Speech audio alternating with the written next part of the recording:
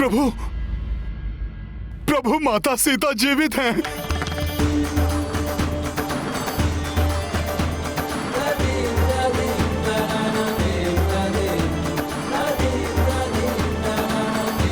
सीता,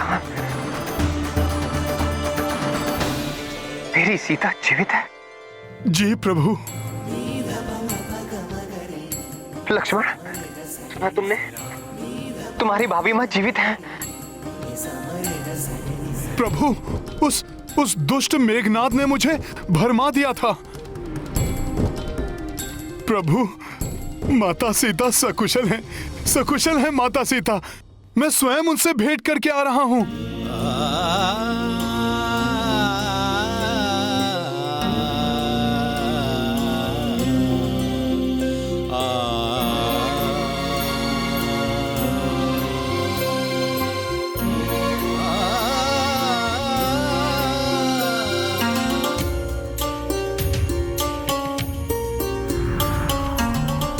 प्रभु, प्रभु मुझे क्षमा कर दीजिए। मैं माता के उस माया रूप को देखकर अपनी सुध-बुध गंवा बैठा था। मेघनाद की माया को सत्य मानकर घोर कष्टदायी समाचार सुनाया था मैंने आपको। प्रभु, मैंने आपको कितनी पीड़ा दी, मुझे क्षमा कर दीजिए प्रभु। नहीं हनुमान, दुखी मत हो। मैं भी तो भ्रमित हो गया था ना। ऐसा असीम स्नेह के कारण होता है। तुम असीम मातृ प्रेम के कारण भ्रमित हुए और मैं पत्नी प्रेम के कारण।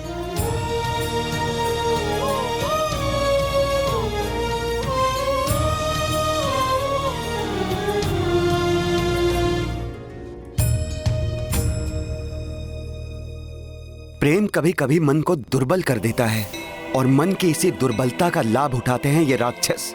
हनुमान ने जो कुछ भी देखा वो विद्युत जिह्वा द्वारा उत्पन्न की गई माया थी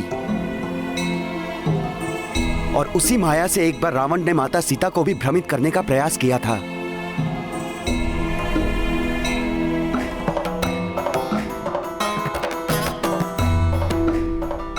प्रभु, यही है वैद्यराज सुषेण जी। प्रणाम वैद्य जी। और सुषेण जी, ये हैं। सूर्य को किसी भी परिचय की आवश्यकता नहीं होती हनुमान। प्रभु के श्रीमुख मंडल का तेज स्वयं उनका परिचय दे रहा है। रक्ष वैद्य सुषेण का प्रणाम स्वीकार करे प्रभु। सुषेण जी, ग्रहण लग गया है सूर्य। मेरा तेज तो मेरे अपनों से ही था, किंतु अनुज, लक्ष्मण और इन सब की ऐसी दशा ने ग्रस लिया है मेरे तेज को।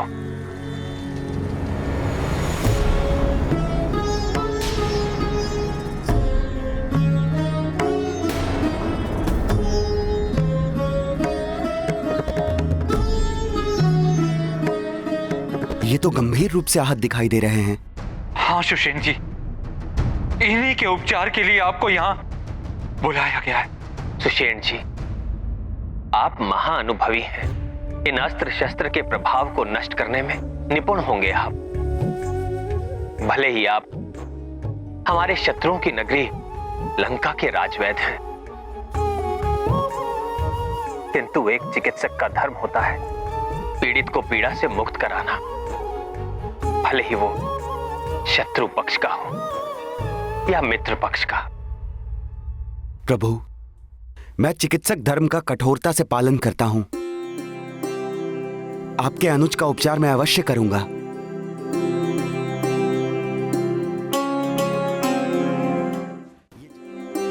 सुषेण जी, आप मेरे लक्ष्मण को इस भयंकर अवस्था से शीघ्र ही उबार लीजिए,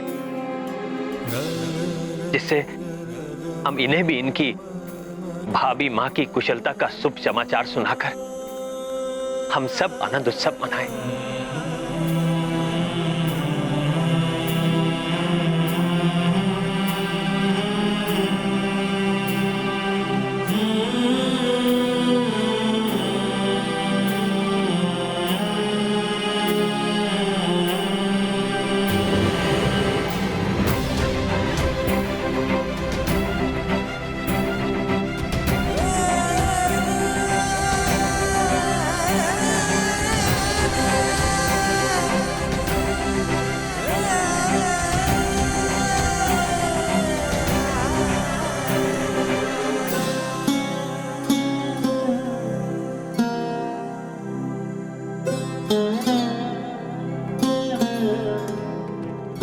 आश्चर्य प्रभु,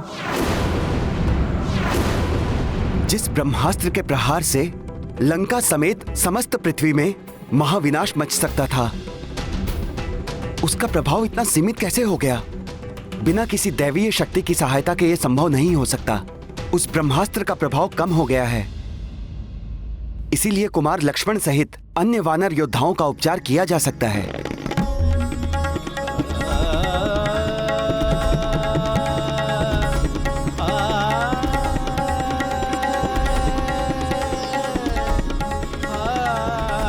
सुषेण जी, आपने तो इस निराशा के अंधकार में अपने वचनों से आशा के दीप जला दिए,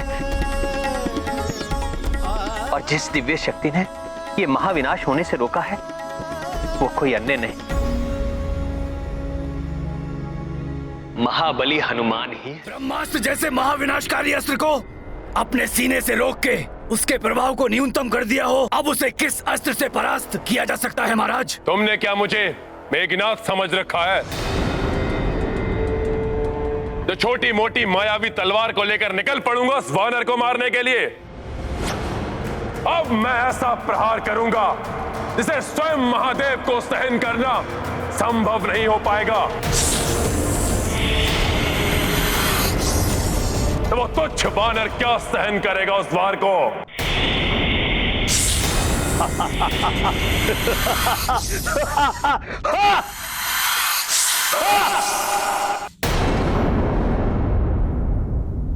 मुझ में ब्रह्मास्त्र का वार सहने की शक्ति कहां है? मेरी शक्ति तो स्वयं प्रभु श्री राम है। इनका नाम इनकी भक्ति है। इन्हीं की कृपा से मुझ में ये सामर्थ्य आया है। मेरे समस्त कार्य प्रभु श्री राम जी के शुभ आशीष से ही संपन्न होते हैं।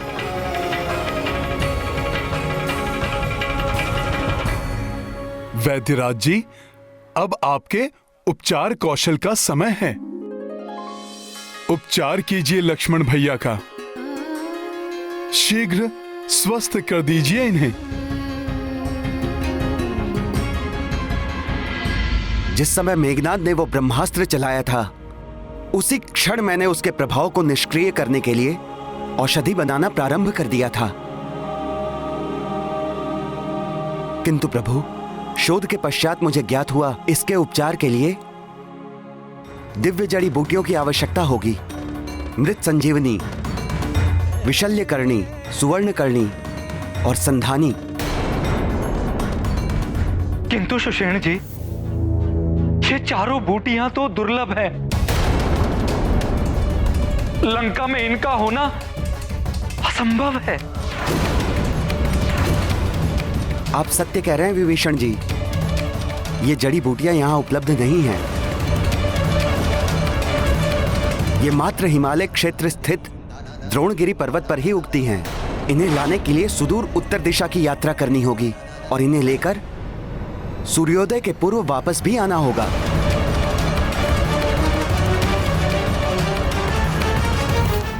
एक सच्चा भक्त ही ईश्वर के प्रति पूर्ण समर्पण से उनके सेवा के लिए तत्पर रह सकता है।